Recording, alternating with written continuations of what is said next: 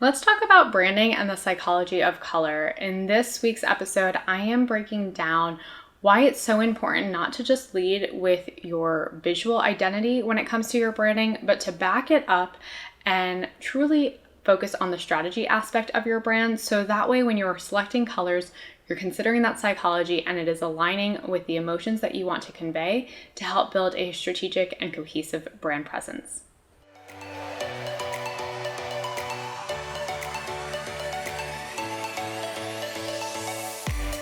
When building your brand and identifying the visual components of your branding, it's so important to make sure that we take a few steps back and we actually identify the strategy behind why we are going to choose and select the visual components to help represent your brand.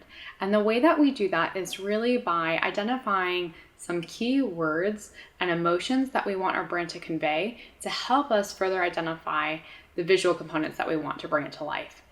And color is such a big piece of that, right? Like when we think about designing a brand and designing our logo, we want to jump straight to, okay, what colors and fonts are we going to use? Because first of all, that's the pretty stuff. And second, that's the thing that our eyes see. That's the tangible piece of the brand, right? So a lot of times the foundation work, the strategy behind why we're doing is kind of overlooked and skipped in the branding process because we want to jump straight to, well, what is it going to look like? But before we can get to what is it going to look like, we really need to take that step back and identify those emotions and those feelings and those key words that are going to help us further identify that.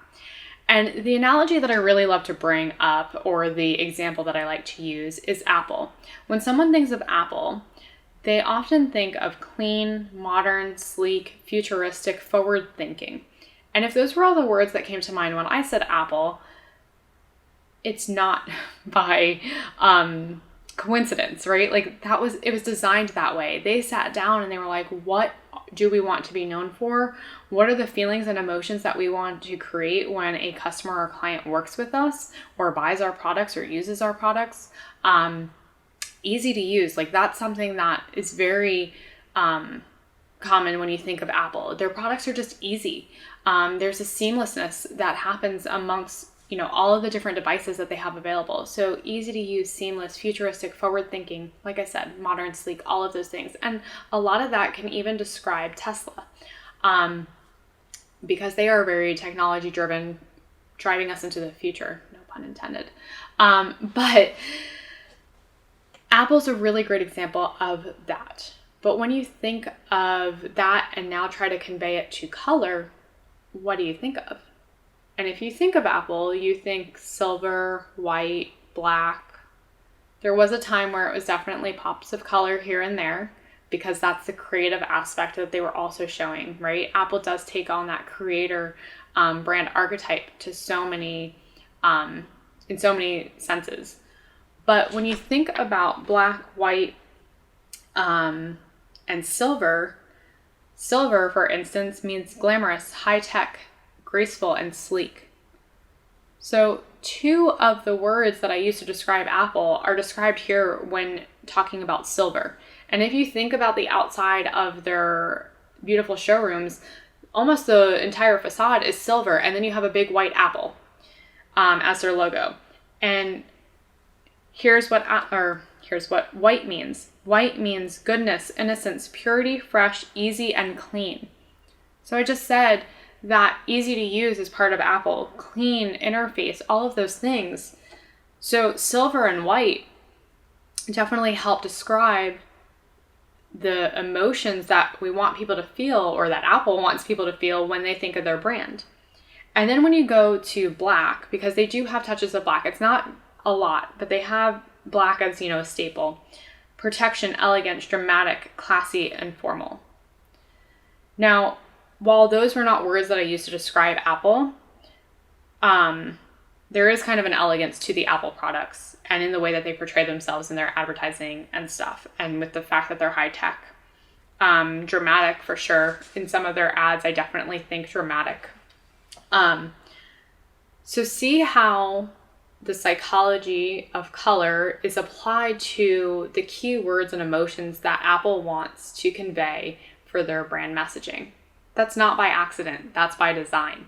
And of course, their team is very smart, and they were able to sit down and identify the strategy before they ever got to the visual components of it. Because back in the day, it used to be more rainbow color, right? Like it was very heavily skewed into the creative side and into freedom and like self-expression. But that's not really where they're at today. Today, they're definitely known for their high-end tech, clean, easy to use technology and products that they offer. So even that shift in their branding from being that rainbow color of apples, which was more creative freedom, to something that's more forward thinking, technology, easy, clean, all the fun keywords that I've mentioned like 1,000 times now.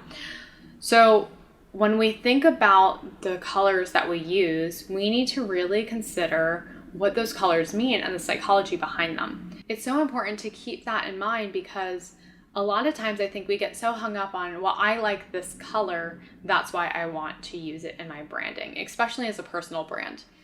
And while I don't want it to be something that is not a color that you use frequently, we just need to make sure that it aligns with the strategy and the foundation of your brand, so that way we are conveying the right emotions. Because color is something that it's the first thing that people see.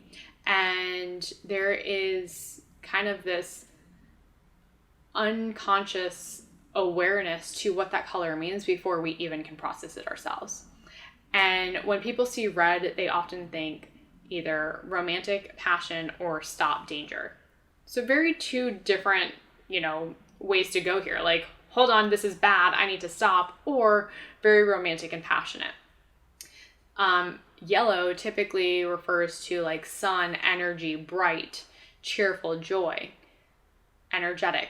All of those things are portrayed in yellow. And that's not something that like I have to tell you is portrayed.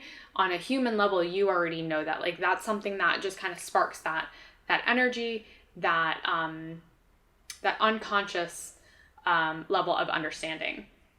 And then of course, like green is going to represent freshness and fertility and healing and earth and new money, environment. All of those things are to describe the green color that we see, because that's just human nature from a psychology standpoint. Like that's what we've associated with it over the years. So you need to keep in mind the psychology of color when identifying your branding and your messaging, because those two things should really coincide, and they should really be thought about from a strategic standpoint to make sure that you are conveying that right message. I am going to link a blog post with all of the colors, so that way you can see them for yourself, because I won't link them, or I won't show them all on here, but so that way you can see them and familiarize yourself with all of the various emotions that each of these colors convey, and you can start to leverage it and use it in your branding. If you have any questions, drop them in the comments below. I would love to be able to help you.